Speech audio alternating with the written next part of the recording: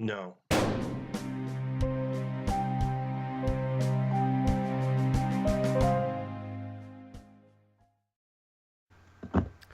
So, Zero Interest, Volume 4. Oh god, I'm playing along with them now. It's Stockholm Syndrome at this point. I'm just... yeah. Season 4. I'll rebel as much as I want to. Episode 10. Kuroyuri. Yeah. Yep. Which we spent a little bit of time figuring out what that actually means, because we know Kuro means black. Yuri apparently means lily, or it means lesbians. So it's either black lesbians... or Black Lily. Yeah, and lily, in some fields of horticulture and flower meanings and such things, represents death. So... Let's name our town Black Death. Yeah. Black Death flower. Where we sell Black Death wine. We were making these jokes as we were watching we it. were basically riffing while we were watching half of this episode, and then the other half kicked in and we stopped. And we started crying. Yeah. So, we start with Little Farmer Boy. Ozpin has convinced him to leave home and go out and do bigger and better things. And he gets stopped pretty hard by the thing known as having no money. Biggest weakness of every hero everywhere is they're flat fucking broke. Goddamn Batman. His power is his money. It's really not, though. And the fact that they said that in the fucking trailer is really pissing me off. But whatever. Anyways, good old super tall buff bad guy walks over, and Ozpin's like, "Be on your guard." He smacks the top of the machine, and train ticket pops out, and he's just like, "Don't let something like this stop you." And he's just walking away all cool like, and we're like, "But he's the bad guy," and I'm like, "But Ozpin says they have a history together." Or they've met before. So I'm thinking this is the type of villain archetype where it's like, I want you to be at your strongest before I can fight you. Because this is the only way I'm going to rematch Ozpin is through you. Is the next in line Wizard of Oz dude. Type thing. Yeah, it's the Raikage kind of thing. Yeah, his name's Hazel, by the way. Yeah, it's a very, very masculine name. It's a very pretty name. Don't judge. It's a pretty name. It is. I mean, hell, I go by a pseudo girl's name. Shut up. You have no idea how many people just assume that Casey is a girl's name and think it's Kacey. Or the just the letters KC. I could call you by your real first name. How'd you like that? No. Thank you. Still pisses me off when I was at work. Anyway, so he walks off all cool like, and we cut over to the beautifully destroyed town of Kuroyuri. Yeah, this one actually looks destroyed and not just not half finished. And it's like, yeah, we could just continue building this if we wanted to. This one, no. The entire thing is covered in scorch marks and everything's broken up. Broken, and you don't want to try and rebuild on this. All the street lamps are bent. It's just bad. Bad. And so Ruby and John are walking Crow in there and like, this is just bad. And there's a flashback and we see little Ren, little baby Ren. And Ruby is like, why do you think Ren didn't want to come back here? I feel like he didn't want to come back here. And John's like, I think I know why. So Jean knows his backstory. So they had that conversation at some point, which I feel like might have been something... A better time to introduce this stuff? If it had been earlier, yeah. Like, actually make those two characters important a little earlier in the series and give them a moment to shine. But nope. Comedy skits, that's what they're there for. Whatever. Yep. So, we see Lil Baby Ren, who's kind of the British Chinese accent thing. going on. And then he starts to sound more like Ren as it goes on. And he's got some pocket money, and he's going to run around and he's going to buy something. He goes to the... He wants to buy something for his dad. Yeah, for his dad. So he goes in and he's like, I'm going to buy a weapon. And then he's like, no, the guy should have... A toy sword and a toy hammer. The toy hammer comes back, by the way. Yeah, I know. And then he goes to the other dude, and he's like, I want sake, please. And the dude's just like... That was so good, because it's... Sake, please. It's so cute. Sake, please.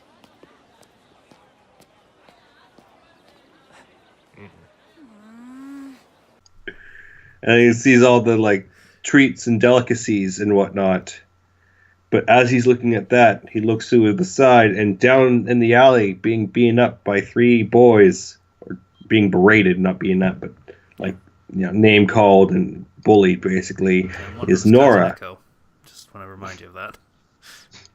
And you have little Babby Nora, yeah, who's a little street rat with her loaf of bread. And Ren looks at her, and they make eye contact, and then he turns to run as the bullies turn around to see him, and then he runs straight into his dad, who's, like, super cool and, like, Last Samurai, you know. He's, like, you know, telling Ren in action is really not great. Don't do that. Sometimes. He says sometimes, which makes this good advice and not bad advice. Sometimes inaction is the worst action to take. Yeah. And, you know, the bullies are dispersed. Nora runs away, and Dad's like, I gotta go talk to the mayor about something. And Ren's like, okay. And we cut back to Jean and them, and they what were find they talking no medicine. Around that scene again? They don't find any medicine. Yeah, it's really like, yeah, this place is crap. There's nothing here at all for us. And we cut back briefly to, well, not briefly, but we cut back to the Ren story, where Ren is sleeping, and then, you know, Mom wakes him up. There's things going, or he wakes up. There's things screaming, shouting. Things are going bad. And Mom's like, it'll be okay. And then cut to black. Yeah, that whole scene, there's like, his mom wakes him up, and he's like, oh, what's going on? And then his dad kicks open the door, and he is fucked up. Like, he's got a gut wound, and he looks haggard, like he's been running and fighting for a while. Yeah. He's not in great condition. And so he says, we can't, there's no shelter from this, we need an actual huntsman. Like, you get the impression that he was, like, one of the town guards, for lack of a better term. And he knew that something was coming, and that's why he went to the mayor. Mm-hmm. And, yeah, they were not prepared to deal with this at all. This was a straight up Elder Grimm right here. Could have been. And or at least it is now. Yeah, if not then. And house breaks apart behind his mom, cut to black in like a really just well edited way. It screens black for a little while, and then everything's going to be okay. Oh, dude, that hit me right out. Yeah, it's like really hard. Titan shot. It's good. Yeah, and he's being carried by his dad, who's bleeding from the head.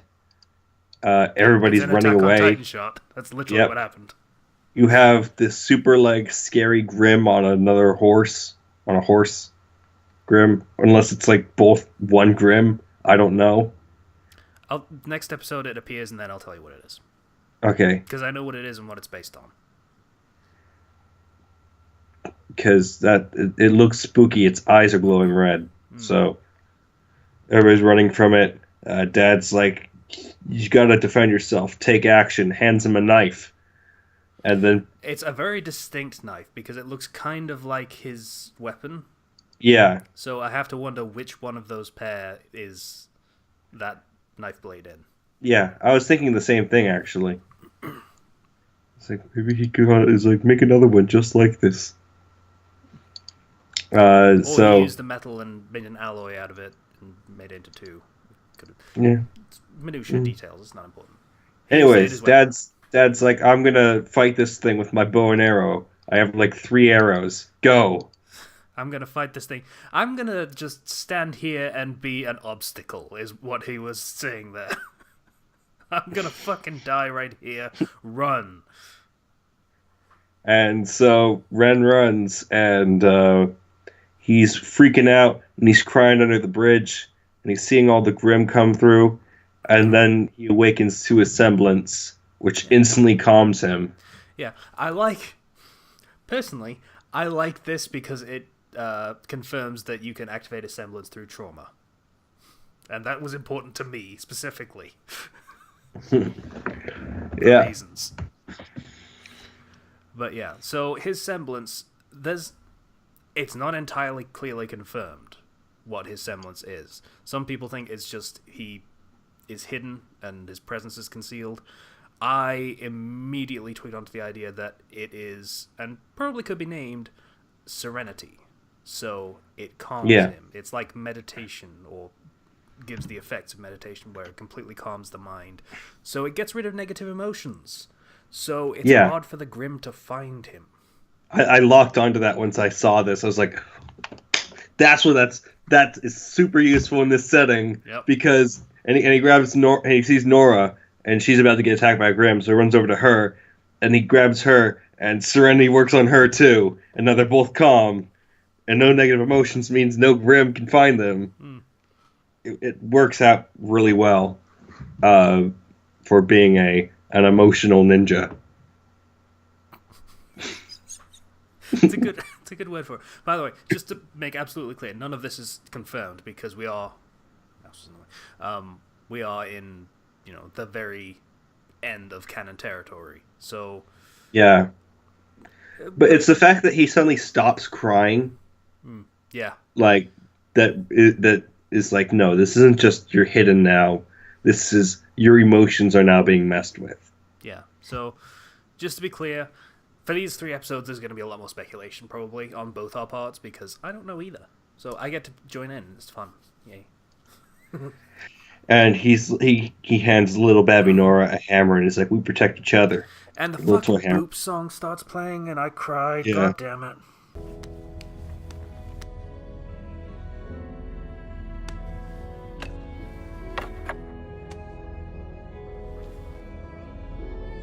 We'll keep each other safe.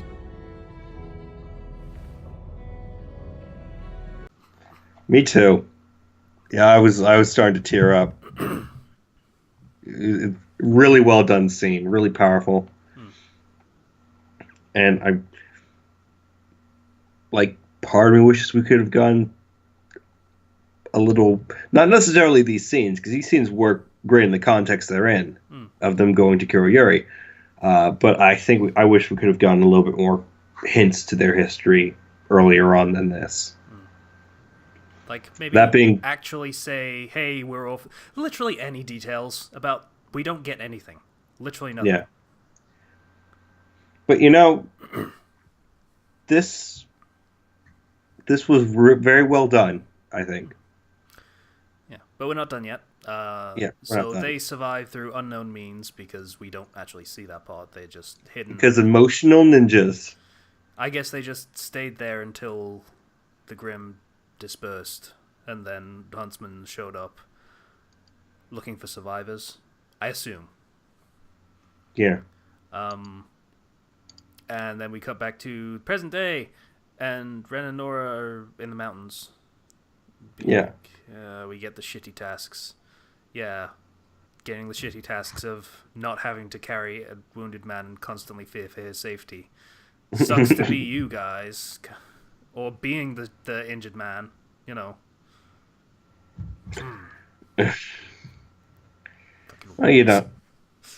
yeah, but you kind of... Sorry. I remember what Ruby and John talked about now. It was inspirational speech for Ruby. Yeah, because she was feeling shitty about herself, and John said, hey, you lost everything, but you're still here and still going, so you're cool and you're inspiring us too. So great. That was what Oh we yeah, missed. yeah. That's what I kind of wouldn't say missed that. It was just kind of like, okay, Yeah, it was a fairly standard inspirational speech. It's fine. yeah. There was nothing. Nothing groundbreaking, nothing really noteworthy about it. It's just, hey, she's feeling down, so cheer her up, and he cheered her up, and that's about it.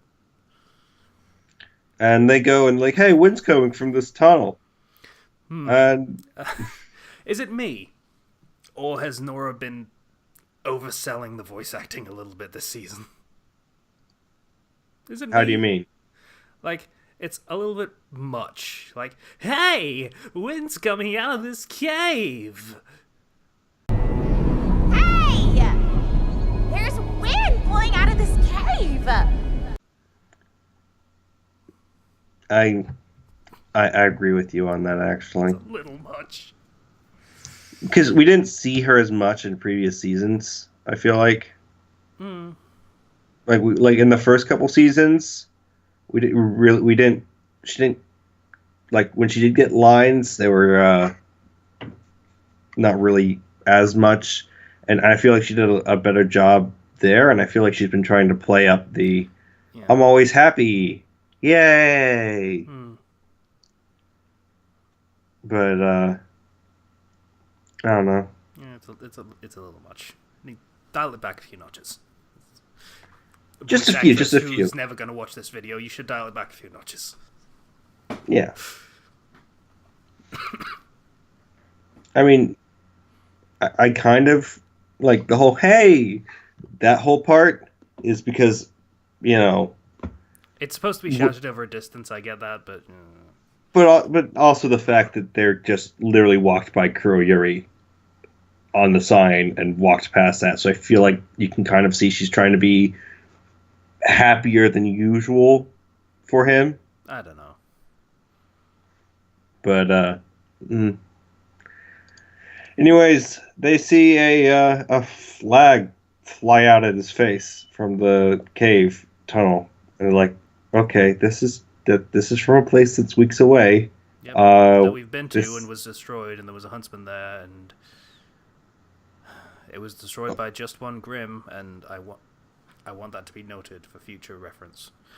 It was destroyed by just one Grim, same as that place that was half finished was also interrupted and destroyed by just one Grim. It's actually two Grim, isn't it? Anyway, so That's what I was thinking.